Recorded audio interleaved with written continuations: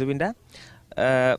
আপোনাৰ নেতৃত্বত এটা সুন্দৰ পদক্ষেপৰ সামৰণি পৰিলে ৰাইজ যথেষ্ট ভাল পাইছে ৰাইজে আমি নিজে গৈ যেহেতু উপস্থিত হৈছোহি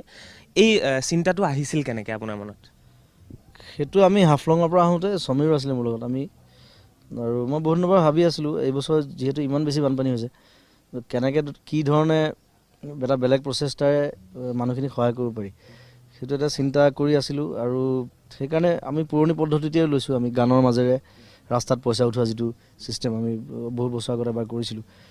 সেইটো কৰিলোঁ আৰু তাৰ লগতে খালি ফুটবল মেটচ এখন আমি কৰিলোঁ যিটোৰ পৰা আমি বহুত বিপুল সঁহাৰি পালোঁ প্ৰথমবাৰৰ কাৰণে এখন আৰ্টিষ্ট আৰু মিডিয়াৰ মাজত ফুটবল মেটচ চ' অকণমান বেলেগ ধৰণৰ হ'ল এইবাৰ কিন্তু সেই সঁহাৰিটো বৰ ভাল আছিলে ৰাইজৰ আৰু বস্তু বহুত উঠিছে টকাও উঠিছে আমাৰ প্ৰায় 12-13 লাখমান টকা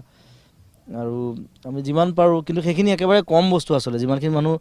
বানাক্ৰান্ত হৈছে এতিয়া মই মাজুলী গহপুৰত মই যাব নোৱাৰিলোঁ সমীহত গৈছে গৰিমাহত গৈছে সকলো মই শ্বুটিঙৰ কামত লাগি থাকিলোঁ ইয়াত কিন্তু তেওঁলোকে ঘূৰি আহি পেলাই ক'লে যে এতিয়া এটা জেগাত গৈছে য'ত সেইটো কোনখিনি আছিলে গহপুৰ নে ধেমাজিৰ ওচৰত তাত 16,000 মানুহ এফেক্টেড আছে চ' আমি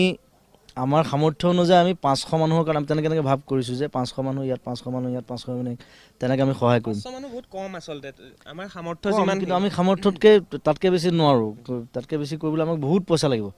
আৰু সেইটো আচলতে আমাৰ কাম নহয় সেইটো চৰকাৰৰ কাম আমি এটা ইনিচিয়েটিভ লৈছোঁ আমি দেখুৱাইছোঁ যে এনেকৈও আমি পাৰোঁ মানুহক সহায় কৰিব